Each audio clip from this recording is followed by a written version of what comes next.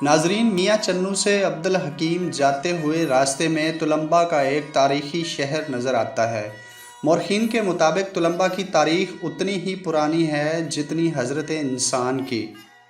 इसे कबल मसीह में तौहीद के मतवाले बादशाह प्रहलाद का पाया तख्त होने का भी एजाज़ हासिल रहा और हिंदू मज़हब के हीरो रामचंद्र जी, राम लक्ष्मण जी और उनकी बीवी सीता की मेज़बानी का भी एहसास हासिल है। बस जब तुलम्बा के करीब से गुज़रती है तो एक नहायत आलीशान इमारत नज़र आती है।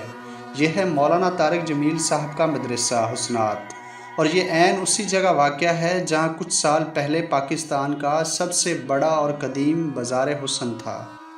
इस खित्ते में, जिसे इस्लामी जमहूरिया पाकिस्तान कहते हैं, अंग्रेज़ दौर से ही 3 बड़े बाज़ार हुस्न कायम थे: लाहौर, मुल्तान और तुलम्बा, जबकि कराची की ली मार्केट और नेपियर रोड बहुत बाद की पैदावार हैं।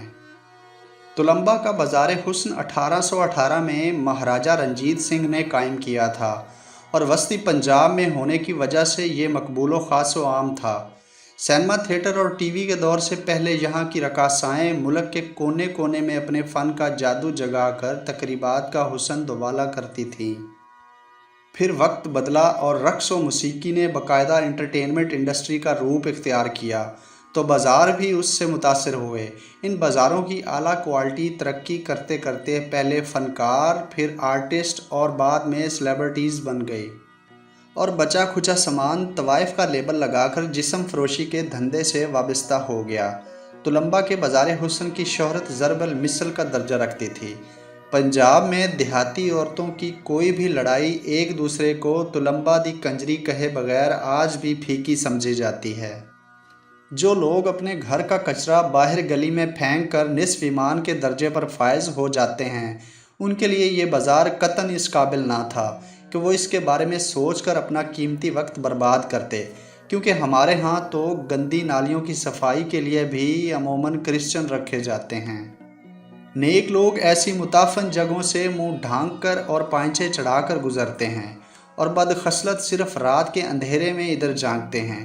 तारिक जमील साहब गालबन वो पहला शख्स था जिसने दिन के उजाले में इस तारीख नगर का रुख किया।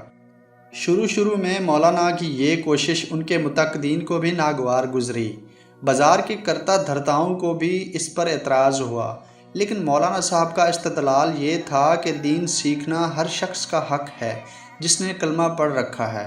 बाज़ार हुस्न से ताल्लुक़ रखने वाले चूँकि मुसलमान हैं, इसलिए उन्हें इस नेमत से महरूम नहीं किया जा सकता। मौलाना साहब एक मुद्दत तक 400 घरों पर मुश्तमिल इस कंजर मोहल्ला में जाते और एक कोने में बैठकर दरसे कुरान देते रहते। आहिस्ता आहिस्ता पेशावर ख़वातीन की एक माकूल तादाद उनके लेक्चर अटेंड करने लगी। तारिक जमील साहब उन्हें मेरी बहनों कहकर मुखातिब करते और नमाज का दर्स देते, इम्महातुल मोमिनीन के ईमान अफरोज़ वाक़यात बताते, सहाबियात के किस्से सुनाते और करबला की अफ़त माब बीबियों का तज़किरा फरमाते। आखिर एक रोज़ एक औरत ने कहा, मौलाना तुम रोज़ हमें दर्स तो देने आ जाते हो, लेकिन हमें इसका फ़ायदा क्या है? अगर हम इस गंदे काम से तौबा भी कर लें तो क्या ये माशरा हमें कबूल कर लेगा? लोग तो हमें देखकर थूकना भी गवारा नहीं करते, हमें अपनाएगा कौन? मौलाना साहब ने कहा कि रब पर तवक्कल करो, वो फरमाता है तुम मेरी तरफ चल कर आओ, मैं दौड़ कर आऊँगा, तुम एक बार चल कर तो देखो, बाकी रब पर छोड़ दो, ताकि क़यामत वाले दिन कोई उज़र तुम्हारे पास होना चाहिए। फिर मौलाना साहब ने ये बात मुख्तलिफ़ हलकों में चलाई। इस कार खैर के लिए मुल्क के दूर दराज इलाकों में खुफिया व एलानिया मुहिम चलाई।